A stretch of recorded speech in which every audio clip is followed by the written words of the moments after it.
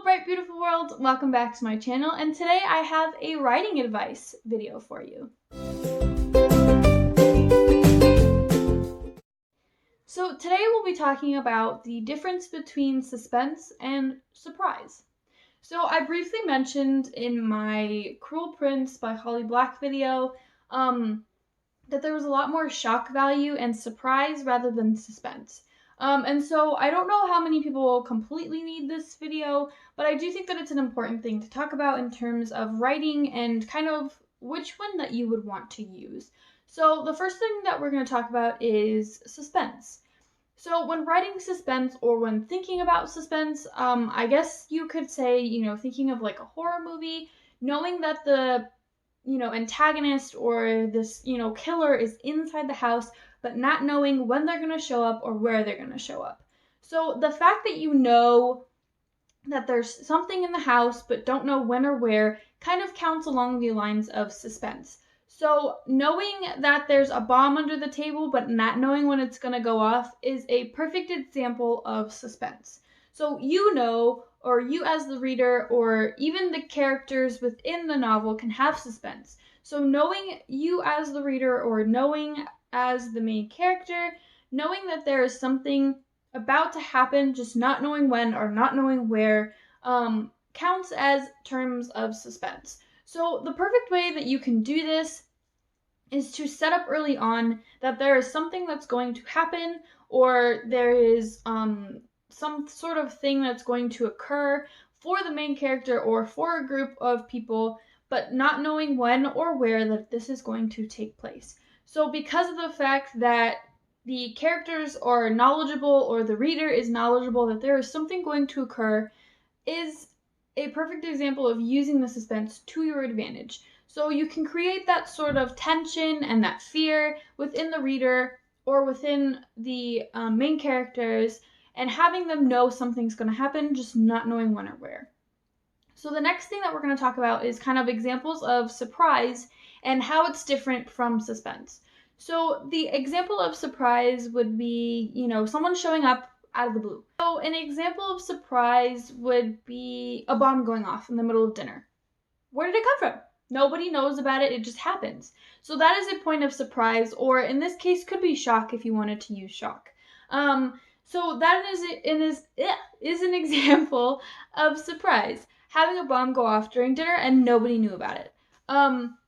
Another example of that could be the killer's, coming up out of nowhere. Didn't know it was coming, but it's in the house and now it's about to kill you. Like that kind of thing. It's very much a kind of random and very, whoa, in your face type of thing. So the difference between surprise and suspense, if you kind of haven't noticed, is the fact that surprise is very much just a whoa, kind of, it just happened. No one knows anything about it. No one sees it coming. It just pops out of nowhere. Surprise. Kind of like a music box. So if you ever turn a music box and then it goes boop and kind of pops out, that's kind of just a bit of surprise.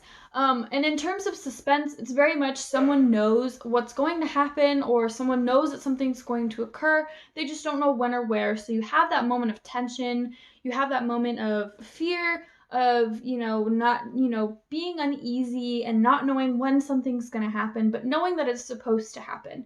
And I think for me, I tend to prefer suspense over surprise, because of the fact that surprise feels like a way of just being, almost like an ex machina kind of thing, kind of just swoops in and is, there. And sometimes surprise is used to save the day, kind of in an ex machina kind of way. And I just tend to use suspense, I think, a little bit more than surprise. Definitely for the horror genre, suspense is used more than surprise. Sometimes there are moments of surprise in horror, novels and movies and stuff like that. And they can be, they work really well when they're done, well. But at the same time, I feel like there needs to be a differentiation within writing if you're going to use those. So you can definitely have moments of, surprise and suspense in the same type of novel, and you can have multiple moments of surprise and suspense in a novel, but I think as long as they're spread out evenly, that kind of works better for the story than if you have them all kind of clumped up together.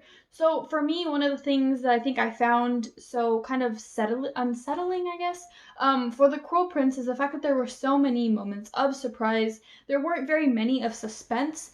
And when they were moments of suspense, I guess you could say, I felt like I knew what was going to happen. And so those moments of making them suspense ended up becoming surprise instead of suspense for me, because of the fact that I read into it a different way and kind of felt that I knew what was going to happen already. And then when I did find out that something was different, it ended up feeling more like a surprise than a moment of suspense.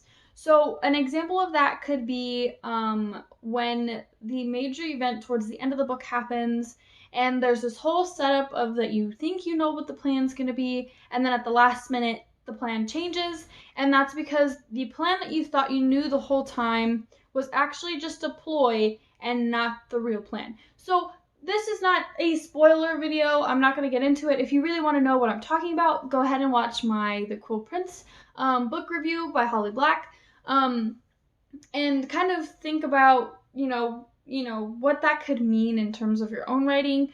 If you've read the book or if you've seen my video already and you kind of know what I'm talking about, that one specific scene I know I said was one of my favorites and really helped me kind of see the book kind of continue and where it was going to go. I really enjoyed that scene. I have nothing against that scene. I really completely loved it. It's just the fact that I felt there was too many moments of surprise, I think, in that book, that it made it so much so that I just felt like there was too many surprises happening. I wanted there to be moments of suspense. I wanted there to be moments where I felt like I knew what was going to happen, and maybe my time or my place was off, something kind of similar to that.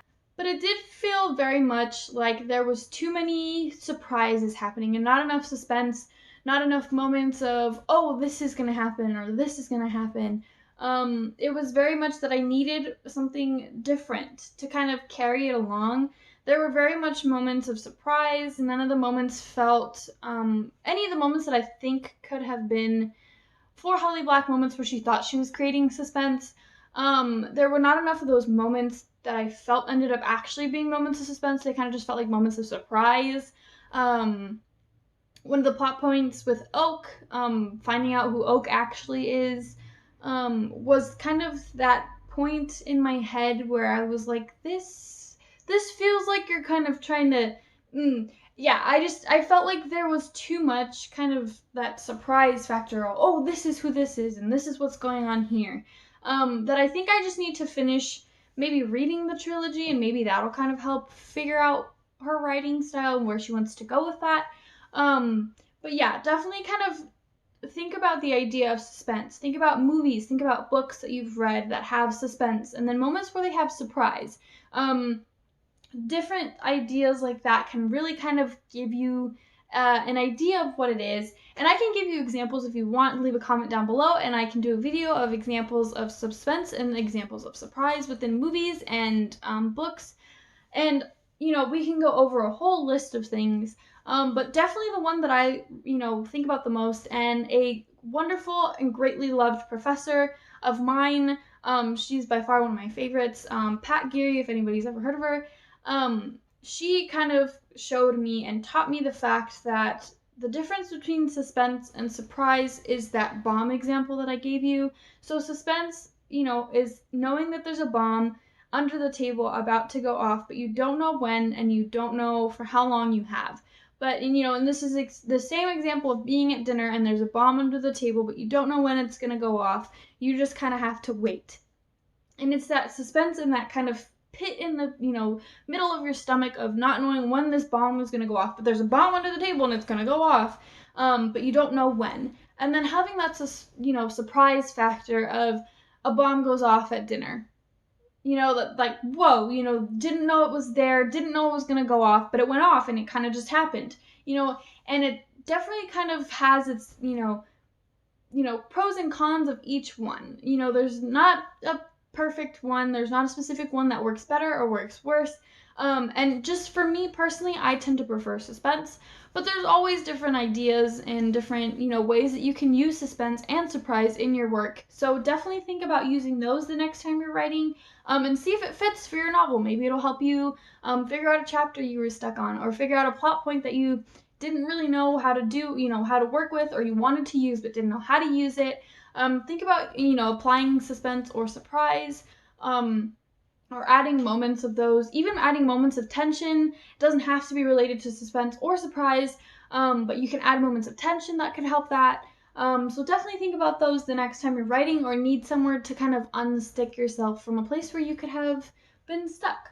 So that is my video on suspense versus surprise. If you have any questions or want to go through moments or a list of examples within movies or books, or have recommendations of perfect places where you have recognized suspense or surprise within books or movies, let me know in the comments down below, and we can kind of start a conversation about that. If you enjoyed this video, please give it a like, and if you like the videos that I'm putting out, please subscribe to my channel. I post videos every Friday and every Tuesday. So thank you guys so much for watching, and I hope you enjoyed this video. I'll see you in the next one. Bye!